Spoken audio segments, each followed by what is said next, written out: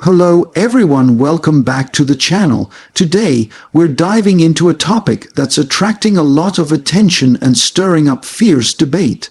The claim by Donald Trump that he deserves the Nobel Peace Prize, and whether his supporters and critics believe he stands any real chance of getting it. We'll explore the arguments on both sides, examine the criteria for the prize, and try to assess whether the claim is realistic or more rhetorical. To begin, let's look at the claim itself. Donald Trump has asserted publicly on multiple occasions that he deserves the Nobel Peace Prize.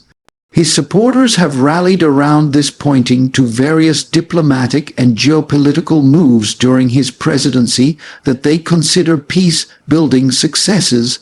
The question is, do those claims hold up under scrutiny, and would they meet the standards that the Nobel Committee typically applies? First, let's talk about what the Nobel Peace Prize is meant to reward. The prize is intended to honor the person who has done the most or the best work for fraternity between nations, the abolition or reduction of standing armies, and the holding and promotion of peace congresses. According to Alfred Nobel's will, over time, the Nobel Committee has interpreted this broadly. Diplomacy, conflict resolution, peace treaties, human rights, disarmament, mediation, and efforts to reduce violence can all be relevant. But the prize also carries a strong moral and symbolic dimension. The laureate is expected to represent ideals that transcend narrow interests and often do so in the face of adversity or opposition. With that in mind, we have to ask, what concrete actions has Trump taken that could be seen as peace-building? Supporters point to a few prominent episodes. One is the Abraham Accords, the normalization agreements between Israel and several Arab states, United Arab Emirates, Bahrain, Sudan, Morocco during Trump's administration. These agreements were praised by many as breakthroughs in Middle East diplomacy, reducing regional isolation of Israel and potentially opening doors for more peaceful relations. Those who support Trump's claim argue that these accords represent significant diplomatic achievements. Another cited example is Trump's role in efforts to negotiate détente or reductions in conflict with North Korea, including the summits with Kim Jong-un. Though these meetings did not result in a denuclearization agreement or a long-term peace treaty, supporters view them as efforts to engage rather than isolate, a shift from previous U.S. policy. Supporters might also point to certain moves like withdrawing troops from conflict zones, though critics argue many of those moves were controversial, hasty, or ill-prepared. On the flip side, critics argue strongly that these actions are insufficient, inconsistent, or accompanied by harm that undermines a peace legacy. For instance, the Abraham Accords, while historic, were more symbolic than substantive in many respects. They did not resolve the deep-rooted Israeli-Palestinian conflict. Some Arab states normalized relations with Israel for strategic or tacit economic reasons rather than out of a comprehensive peace vision. So critics would say that these accords alone don't justify a Nobel Peace Prize. Regarding North Korea, critics point out that despite high-profile summits and rhetoric, the reality was continued nuclear and missile testing in North Korea, and no binding enforcement or verification mechanisms were achieved. In other words, the dialogue may have occurred, but substantive progress in disarmament or lasting peace was lacking. Another major criticism is that during Trump's presidency, U.S. foreign policy was often confrontational, focused on maximum pressure. Sanctions, tariffs, and aggressive stances toward allies and adversaries alike. Some actions, such as withdrawing from international agreements, for example, the Iran nuclear deal, pulling out of climate accords, imposing punitive trade measures, or escalating tensions with countries like Iran or China, are viewed by critics as destabilizing rather than peace-promoting. From that perspective, the idea of awarding a peace prize to someone with such a record seems contradictory. Plus, the Nobel Committee tends to look not just at isolated actions, but at persistent commitment, moral courage, and the ability to advance peace under difficult conditions. Many laureates have worked over decades in adversity, often putting themselves at risk, making personal sacrifices, or championing causes against powerful opposition. Would Trump's record in that light meet that bar?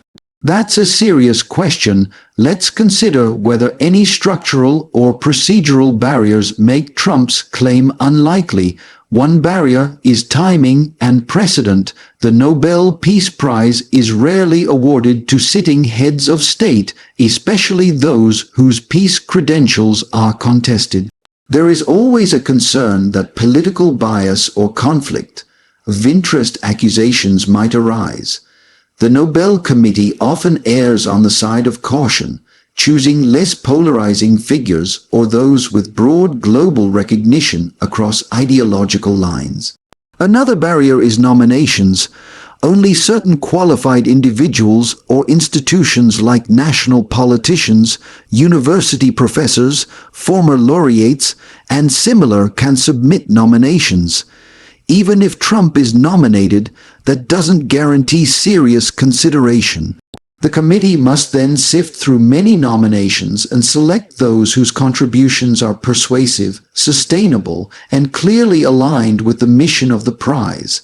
Another question: how would the Nobel Committee evaluate claims that are as controversial and contested as Trump's?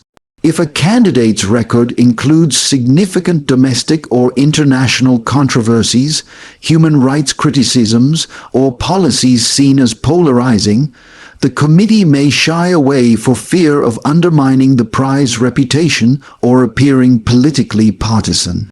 So, if we balance the arguments, where does that leave us? Supporters of Trump might argue that he has laid the groundwork for future peace progress and that his boldness in diplomacy merits recognition. They might also argue that the prize has sometimes been awarded in recognition of potential or symbolic influence, not just completed treaties. But in practice, it's rare for the prize to reward symbolic gestures without durable outcomes. And critics argue that the negative or destabilizing sides of Trump's record loom too large to ignore. Another key question is whether any peace efforts or diplomacy by Trump have created enduring structures or mechanisms that can survive changes in administration or political winds.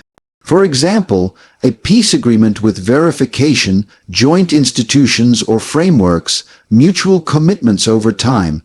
The Abraham Accords, for example, persist, but the fundamental conflicts remain unresolved. And the North Korea diplomacy, while headline-grabbing, left no lasting institutional change. It's also worth noting that the Nobel Committee tends to reward achievements that face opposition or require risk. Many laureates are human rights activists in authoritarian regimes or peace negotiators under deep adversity. The symbolic element is strong. Trump, as a powerful and well-resourced figure, may not evoke that same image of moral struggle in the public eye, even if one believes in his diplomatic accomplishments. From the vantage of optics and precedent, choosing a more universally admired or morally unambiguous figure is often safer. Now, is there a realistic path by which Trump could succeed in winning the Nobel Peace Prize? It's not impossible. If in the remainder of his career he were part of a breakthrough peace initiative, say, resolving or mediating a long-term conflict, forging a lasting agreement with enforcement, or spearheading a major international disarmament protocol that might change the calculus. If that achievement were widely recognized, irreversible, built on cooperation and trust, and survived leadership changes, then it would have a stronger case. If one imagines a hypothetical scenario where Trump or his influence helps bring Israel and Palestine to a genuine peace agreement, or helps mediate a peace deal in a war zone with broad international support, then one might see a more credible path. But to date, nothing in Trump's record, positive or negative, seems to me to match the depth or consistency of prior Nobel laureates' achievements. In the more immediate term, though, the claim seems more aspirational or rhetorical than likely credible under the Nobel tradition. It becomes a political talking point. Asserting entitlement to a prestigious award helps reinforce a narrative of greatness or legitimacy. It may aim to rally supporters rather than persuade skeptics. It's not unusual for public figures to claim accomplishments or honors even when the actual path to them is uncertain. It's also worth observing reactions. Some of Trump's allies and supporters openly agree with the claim, seeing it as overdue recognition. They might argue that the press undervalues his diplomatic gestures or that the Nobel Committee is biased, but outside his base, many commentators and analysts view the claim as overreach or PR. Some fear it makes the complex, serious work of peacemaking look like a contest of branding rather than substance. It's possible that the claim could generate pressure or speculation. If enough people nominate him, if media attention focuses on the question, and if in the coming years he or his affiliates manage a major peace breakthrough, the Nobel Committee might at least feel compelled to consider him seriously. But again, it would likely require a transformative achievement, not just a set of contested or symbolic acts. So, in conclusion, while Trump and his supporters may sincerely believe he deserves the Nobel Peace Prize, the available evidence and the norms and standards of the Nobel tradition make it unlikely that he would succeed at this moment. His existing record includes both gestures that point toward diplomacy and serious criticism for destabilizing rhetoric and policies. Without a major, enduring peace breakthrough, commendable risk-taking, or moral consistency across a broad field, his claim appears more aspirational than realistic. Of course, politics and public narratives are fluid. Future events could alter the landscape dramatically. If Trump or any of his allies succeed in negotiating a lasting peace in a major conflict, that could shift perceptions. But right now, the balance of probability suggests that this is more a claim than a credible expectation. Thanks for staying with me through this analysis. If you liked this breakdown, don't forget to hit like, subscribe, and leave your thoughts in the comments. Do you believe Trump deserves the Nobel Peace Prize? Do his diplomatic moves, in your view, outweigh the controversies in his record? Let's talk it out.